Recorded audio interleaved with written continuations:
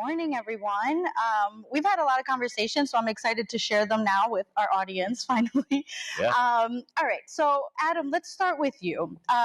Your agency prides itself on bridging the gap between tech and culture. So how is Traction different from other agencies out there today? So we're not an agency. We're a marketing accelerator for in-house teams. We used to be an agency, but I'm sure I could throw a rock and hit someone who would agree with the statement that the agency model is broken. Mm-hmm. And we're feeling that like 4 years ago, acutely.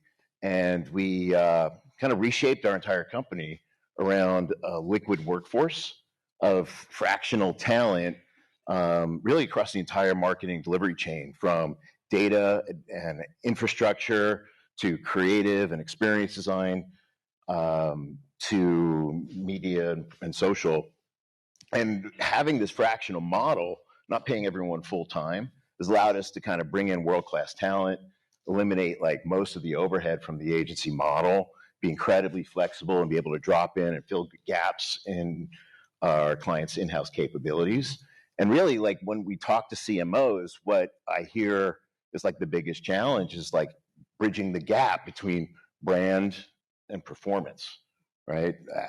The performance marketing has become harder, right? Like people's performance on, Meta used to be in Google were like the whole, shebang, and with cookie deprecation and IDFA changes, performance has simply become less reliable. And at the same time, except for out of home, mass market brand awareness, media has also kind of dissipated. So, on one hand, what do brands need to do to bridge that gap is have the ability to create a one-to-one personalized experience for their customers, and have the data and the marketing technology and the approach to do that. And at the other end of the spectrum, you need to have you need to penetrate culture, right? The ideas that break through today are the ones that really penetrate culture.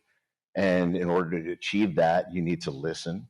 You need to have empathy driving how you approach your capabilities. Like even with infrastructure, we use a design thinking approach to infrastructure design, right? So that we're really thinking through what is the customer journey? What is that incredible experience going to be? And then how do we make sure that the data and MarTech is structured? And then as we kind of go from that all the way to, the creative side, it's really listening to culture and letting that drive the ideas that we create. Mm-hmm. And I want to get into out of home in a second, but the liquid workforce, I think it's so fascinating, that kind of model, because I feel like, some are exploring it, especially with talent retention. And I would assume this is also beneficial to the talent, right? And just kind of bringing in fresh voices to keep up with cultural moments. Our mission statement is to reinvent the agency model by aligning the experience clients need with the experience talent wants. Like the future of work is here, right? Like people demand flexibility. They especially, like on both ends of the spectrum, it's not just young people and Gen Z, but, when you get to a certain point in your career, when you're more senior, like who wants to work in an agency? Mm-hmm. And kind of the overworking that agencies do, they're all built on this construct of billable utilization. So they wind up working people to the death to try and make them more billable, and just selling what they have on the bench and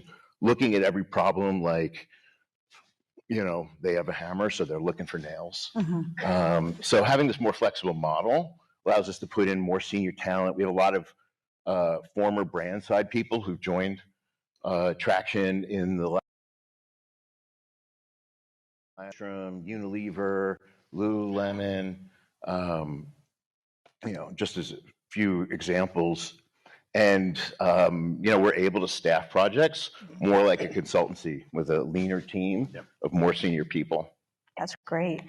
And now, Ian, you've been with Lamar Advertising for quite some time. I took a look at your LinkedIn a while now, a long time. Can you tell us about how you've seen the out-of-home space evolve while you've been in this part of the industry, especially when it comes to incorporating tech? I know you have some slides too. Yeah. And just don't pay attention and pay attention, because I'll kind of tell the story. It's fun, right? Because I work for a company that's 121 years old. You talk about cultural defining moments, right? Intentionally have my boy Jaden Daniels. Our corporate headquarters is based where I live in Baton Rouge, Louisiana. And, Lamar's been around. We've revolutionized the industry year over year since 1902 when we were first founded, right? The biggest change that came to the out-of-home industry that I think affects the digital space, affects how advertising is looked at, is digital out-of-home, digital billboards, which you're looking at there. We launched the first roadside digital 21 years ago, and now it's fun when I come to New York because I see this just mass amount of out-of-home screens that have evolved, whether it's EV charging stations, the screens that Out Front has over the subways. But those cultural defining moments is why we rolled this product out. Arguably, he should win the Heisman, if there's any Heisman votes in here. But he threw for 300 yards, rushed for over 300 yards this past Saturday. Immediately in New York and across the entire SEC, that kid, Jaden Daniels, went live within minutes. And I would argue there's not very many other mediums. You have to plan, you have to go out through the entire process. But same is true, these iconic locations, these iconic roadside billboards that Apple and others have. We have over 500,000 billboards. You can't just live in that space and just think like, okay, we've gotten past, everything is digital. We live in this beautiful world where creativity and curiosity still plays an important role. This is one of my favorite campaigns that we just recently did in the middle of nowhere in Des Moines, Iowa, right? There's this massive farm conference that over 25,000 people show up. One of the brands that exists there showed up and they said, hey, let's build out a billboard. We literally planted corn, if you're looking at that. And every afternoon, what the product is this certain type of tractor that also can water the crops. So why not build out a 3D extension, have it allow to water the crops, walk into the convention. So again, out of home constantly evolves, and it's a lot of fun, right? Because with tech, here or Rings, where it's basically looking at real time, how much sleep has people in New York had? And typically you think of out of home and you think roadside billboard exit here, which is fantastic. It makes sense for old school brands, but how do you utilize data? How do you constantly stay in line and tune with what technology exists, right? And whether it's collecting anonymous device IDs and having those retargeted across, we feel in the out-of-home space that it's imperative to talk to the consumer at the right place, the right moment in time.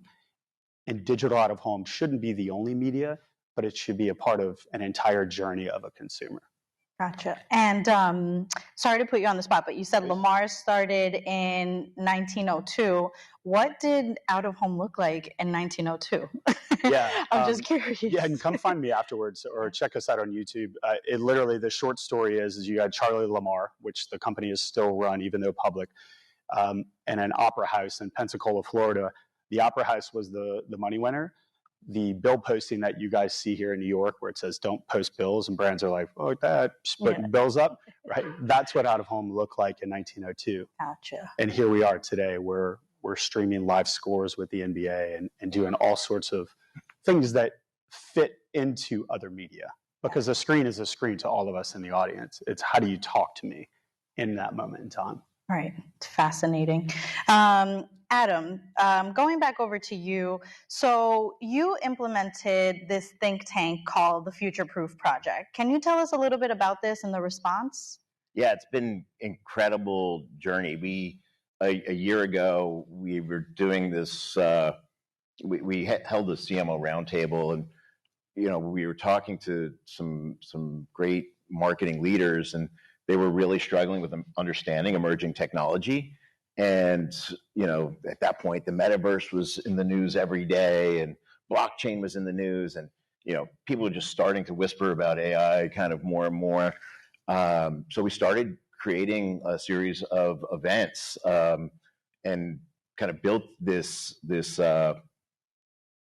think tank called the Future Proof Project that has now over 100 brand leaders from like major brands participating every month. And we do dinners in San Francisco and New York, and we do online events. Like we just had one last week in San Francisco, and it was crazy. We had like, executives from like the most innovative companies in the world. Like one of the members, to answer your question about the response and how enthusiastic it's been, like one of our members was the head of growth at Canva and had been an executive at Uber before that. And now he's like running workshops and has actually become one of our consultants. So we're in the room with Google and Instacart and PlayStation and Canva, and sharing ideas that like really how are these most innovative companies in the world harnessing AI and using it in their marketing. So it's been incredible. We actually have, just this today, we launched a series of boot camps for brands that like have everything from like, getting started with AI, executive overviews and kind of driving efficiency with third-party tools to like, what are these Silicon Valley companies doing? Like, how do you drive, AI adoption to really drive competitive differentiation for your company, to how do you structure your data? So that's been super exciting, and we're excited to kick that off. And we're actually doing another dinner tomorrow night. If there's any brands who are interested in attending, being part of it, we've got a few spots left. So it's great. And essentially it's like an exchange of ideas, right? Almost like a brainstorm. Yeah. Well, it's been, the way we've kind of structured it is we always get like thought leader experts. Like this one tomorrow, we've got this guy, Amit Shah. This is an example. He used to be the CMO and president of 1-800-Flowers, and really well known as one of the best performance marketers on the brand side in the country. And he now has a startup called InstaLily. And InstaLily is kind of a company that makes advanced AI agents for marketing use cases. So, we all are hearing about generative AI right now. Like in a month, everyone's going to be talking about agents. That's like the next big thing. So, we're doing actually a boot camp dinner, so we kind of create workshops and are actually going from talking about challenges to rolling up our sleeves together and starting to like work on them. Gotcha. That's a very efficient dinner setting, I would say, like working while having dinner. Now, Ian, we just went through these amazing examples. Seeing as how the digital out-of-home space has evolved significantly, it seems like the sky's the limit, right? Yep. I mean, we just saw like crops being watered, like by the billboard. That's fascinating. So do brands and agency partners know what they're looking for when they come to Lamar Advertising, or are you guys kind of there to give them guidance, or how does it work? Yeah, so we have over 1,000 reps across the U.S. and Canada, and the biggest thing it's education, and the education goes both ways. My role with the company is constantly looking at technology and how does technology exist in the out-of-home space. So we call it like going beyond the billboard, continuing the conversation. So kind of, you can kind of watch in the background, but whether it's augmented reality, where we took gorillas and we turned in Times Square, and there was a massive partnership in the out-of-home space, but multiple vendors, but then taking that phone and having the concert come to life in augmented reality, literally on your device while you're looking at these screens, is something that it's kind of education, right? Education is key. We're constantly seeing the evolution of what's in your pocket and people just walking past out of home. So we've listened, and the education side of it is okay, brands and agencies, we do a lot of these think tanks as well. What technology are you seeing? Where are you ultimately trying to guide the consumer?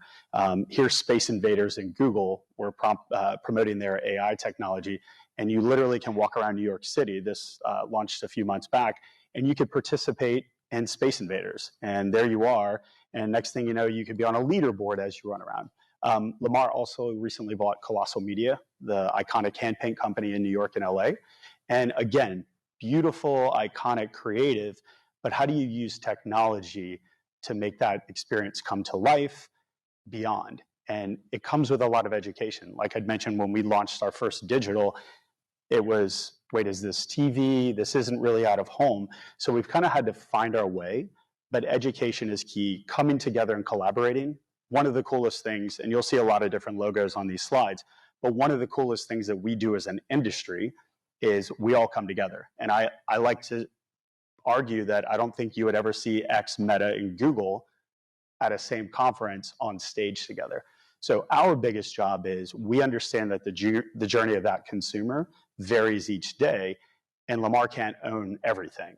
Clear Channel can't own everything out front, but within that journey, there's multiple vendors that come together. So we really do a great job of, as an industry, coming together and saying what technology exists. So we invite a lot of tech partners outside of the space, and now morphed into, for the last 10 years, we've been selling digital out of home programmatically.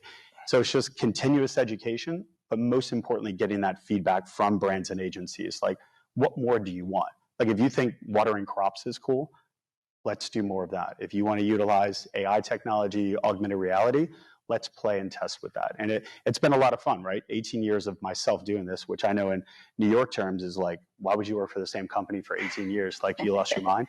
I got you beat. I've been 22. Yeah, there you go. But you're the CEO. I'm not. Oh. I get paid in stock and shares, but here nor there. But it's fun, right? Because the education is constantly evolving. We're not selling like, hey, this is a banner ad. And it's like, so what else can you do with that banner ad? Well, we can do like, and I'm not knocking, there's probably a shitload of like banner ad people in here, but it's just not cool and fun, right? So I challenge the industry ad industry as a whole is like constantly evolve, change yourself, change your position. Because look, we'll be just fine. We're trading at $95 a share. Everybody's making money. Roadside billboards can stay the way that they are, probably for another 30 years. But disrupt, change, educate, and learn is kind of my philosophy within the team. Yeah. And I was going to say the education part is important, but also I think having these tech partners in your Rolodex, is important too. So that the sky's the limit there. Adam, so you work with major brands, but specifically with Apple, and we had some examples in there as well. It's now going on 19 years, which is incredible. So congrats to you. How has this relationship evolved, and what are some of the learnings from working with Apple that's impacted your business model? Yeah, we won that in like 2005, and it's been an incredible partnership. And I think Apple's, and it's become our DNA as we've kind of grown up as an agency, and now into this kind of new model, which is kind of engages more like a consultancy. But really, as we're thinking about, I talked earlier about even when we're creating infrastructure, it's always thinking about what is that experience and how you just create something that's magical, right? And that begins with like simplicity and looking for ways to create delight and eliminate friction in people's lives. And that's kind of, we work with a really broad range of brands, from Major League Baseball to Graco Baby to GE Healthcare to LinkedIn. And, with all these companies, they're different industries, they're different things, but fundamentally, like thinking through what is that journey and how do you make it incredible, like is the foundation of what we do and how we think about the world. Gotcha. And who better than Apple, like to kind of help you set that precedent? So that's amazing. My last question for you, Ian. With brands currently planning out for 2024, where do you see digital out-of-home space in the next year? And what should marketers in our audience keep in mind when they're evaluating proposals and putting together RFPs? Like we love the splashy stuff, but what should they keep in mind while they're going through this? Yeah, I think, data has kind of taken over every decision that's made on a plan and the effectiveness of it. The unique thing over the last 10 years, out-of-home digital specifically, there's over 500,000 digital out-of-home screens, air quotes, everything from taxi tops to large format roadside. It's really the ability now to overlay first or third-party data onto your plans, and now also identify in real time through real-time bidding, whether you're buying through a DSP or an SSP or buying direct, is the ability to overlay that data And now out of home can be that driving force, right? We talked briefly about collecting anonymous device IDs. Is how do we take those anonymous device IDs and then retarget consumers? That's something that has become paramount to the out-of-home industry through programmatic platforms. So really understanding and trust the data is something we talk about a lot. And out-of-home really is a core medium. Like, this is fun, splashy stuff, but how do you talk to consumers that are relevant at that moment in time? And out-of-home can now fit in that same universe as mobile, online, and social. But they shouldn't be segmented. They should all live together in that journey. Gotcha. So just living together and making sure it makes sense with the rest of the plan. And data. We love data. Okay, great. Thank you. That's all the time we have today. So thank you both so much. Thank you.